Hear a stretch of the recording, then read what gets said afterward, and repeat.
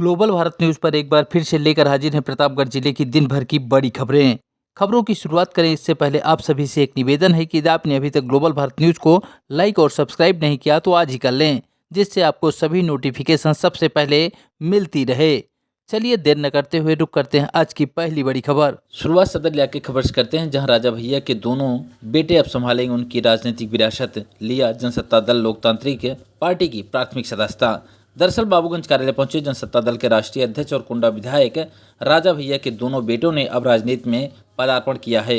दोनों ने बाबूगंज कार्यालय पर पहुंचकर जनसत्ता दल लोकतांत्रिक का दामन थामा और प्राथमिक सदस्यता अख्तियार कर लिया। बातचीत के दौरान कुंवर बृजराज सिंह और कुंवर शिवराज सिंह ने कहा कि युवाओं को पार्टी में जोड़ना उनकी प्राथमिकताओं में शुमार होगा और अपने पिता के पद चिन्हों पर चलकर लोगों की सेवा करना उनका परम धर्म होगा। दल के जो जितना सदस्य हैं जनता की सेवा के बारे कितनी मेहनत कर रही थी, दिन रात उपस्थित रहा थी। तो जनसत्ता दल लोकतांत्रिक के सदस्यता लेब हमारे बारे बहुत गंभीर विषय है और बहुत लोगों की बहुत उम्मीद है। तो ये दबाव है हमारे ऊपर कि हम उनका सबके उम्मीद का पूरा करें और सबसे अच्छे से मिली, सबके दिक्कतन के निस्तारण करिए, अच्छे से उपलब्ध रही सबके बारे। तो कैसा लग रहा है और राजनीति का क्षेत्र है क्यों? देखिए, हमें बहुत खुशी है कि अब हम जनसत्ता दल से जुड़ चुके हैं एक लोकतांत्रिक वे में। तो अब लोगों को काफ़ी उम्मीद है और हम काफ़ी खुश है कि जनसत्ता के हित में कार्य करने का हमें मौका मिलेगा। और जनसत्ता दल में हम जातिवाद में विश्वास नहीं रखते हैं, तो सभी को साथ लेके चलना, आने वाले युवा पीढ़ी को साथ में लेके चलना, लोगों के सुख और दुख में साथ में खड़े होने का कार्य करेंगे। और खबरों में आगे बढ़ते हैं, बात करेंगे संग्रामगढ़ इलाके खबर की, जहां पूरे नेवानी नरई गांव के युवक को रंगदारी न देने पर दी गई जान से मारने की धमकी। पीड़ित ने किया मामले की एसपी से शिकायत। दरअसल संग्रामगढ़ थाना क्षेत्र के पूरे नेवानी नरई गांव निवासी राजीव कुमार पांडे ने गुरुवार दोपहर करीब 3 बजे पुलिस अधीक्षक को शिकायती पत्र दिया। आरोप लगाया कि इलाके के रहने वाले राजेंद्र तिवारी ने उनसे रंगदारी मांगी और न देने पर जान से मारने की धमकी दी। पीड़ित ने मामले में एसपी से सुरक्षा की गुहार लगाई है। सुनिए क्या कुछ कहा है पीड़ित ने। एक बबलू तिवारी नाम का व्यक्ति है, एक मैंने जमीन एग्रीमेंट की है और उस पर ये हमसे रंगदारी मांग रहे हैं। 5 लाख रुपया मांग कर रहे हैं। कल गाली गलौज किए 3 से 4 के बीच में फ़ोन पे हमारी धमकी दीजिए मानने के लिए, इसलिए मैं यहाँ आया हूँ। क्या नाम है आपका?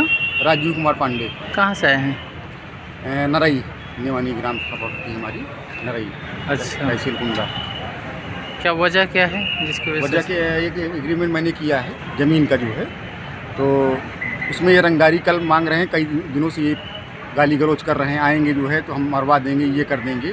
और ये इसके हत्या में भी केस में इनके चल रहे हैं। अच्छा, इसके ऊपर हत्या की भी केस है। क्या चाहते हैं आप? बस चाहते हैं कि इनसे सुरक्षा, जान माल की सुरक्षा मैं अपनी चाहता हूँ। बराबर धमकी दी जा रही है फ़ोन से। कल की डेट में जो है उन्होंने कहा कि आप नरई चौराहा पे आप आएंगे तो हम मरवा देंगे। खबरों में आगे बढ़ते हैं, बात करेंगे सदर इलाके खबर की, जहां पहलगाम में हुए आतंकी हमले के विरोध में पाकिस्तान के खिलाफ बढ़ रहा है उबाल। जगह जगह किया गया पाकिस्तान और आतंकवाद का पुतला दहन, लगाए गए पाकिस्तान मुर्दाबाद के नारे। प्रधानमंत्री से आरोपियों पर सख्त कार्रवाई करने की गई मांग।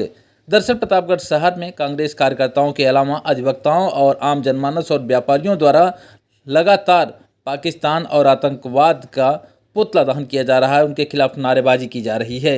यह तस्वीर प्रतापगढ़ शहर के अम्बेडकर चौराहे पे है, जहां अधिवक्ताओं ने भी पाकिस्तान और आतंकवाद का पुतला दहन किया। इसके साथ ही भारतीय जनता युवा मोर्चा के पदाधिकारियों और कार्यकर्ताओं ने पुतला दहन किया, तो वहीं कांग्रेस कार्यकर्ताओं ने भी पाकिस्तान और आतंकवाद के खिलाफ जमकर हल्ला बोला, पुतला दहन किया और आरोपियों पर कड़ी कार्रवाई की मांग की है। तो वहीं कुंडा इलाके में भी व्यापारियों द्वारा जुलूस निकाला गया और कैंडल मार्च निकालते हुए मृत लोगों के प्रति अपनी श्रद्धा सुमन अर्पित किया गया। इसके साथ ही पाकिस्तान की बर्बरता और कायरतापूर्ण हमले का विरोध में निंदा प्रस्ताव पारित करते हुए आरोपियों पर कड़ी कार्रवाई की मांग की गई है।